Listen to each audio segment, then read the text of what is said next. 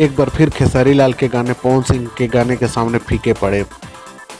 पवन सिंह ने एक भोजपुरी इतिहास में फिर से एक नई लकीर खींच दी है।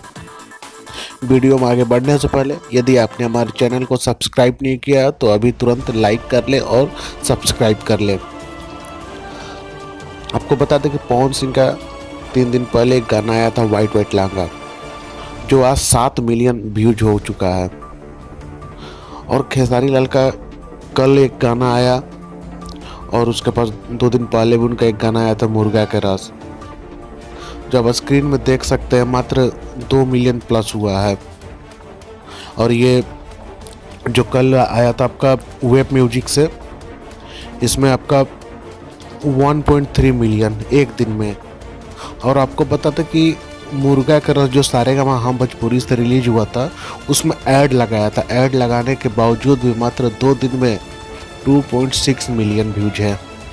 और अपने power star white white lehenga 6.8 million, यानी लगभग 7 मिलियन व्यूज। और आपको पवन सिंह से संबंधित दूसरी खबर, उनका दूसरा गाना जो श्वेता मेहरा के साथ शूट हो चुका है और कंप्लीट भी हो सके तो आज शाम या कल सुबह में उसका पोस्टर रिलीज हो जाएगा। 2 दिन में आपके बीच दूसरा होली सॉन्ग आ भी जाएगा। और तीसरा सॉन्ग भी चंदौली में शूट कंप्लीट हो चुका है, वो स्मृति सिन्हा के साथ, जो भी आपको होली के पहले ही आपको बीच आ जाएगा। और एक और लेटेस्ट खबर है कि पवन सिंह का मेरा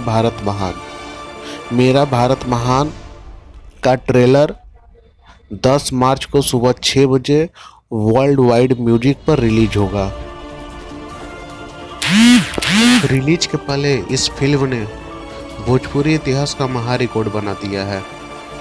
पवन सिंह ने एक फिर से नई लकीर खींच दी, जिसको पार करना दूसरों के लिए मुश्किल है।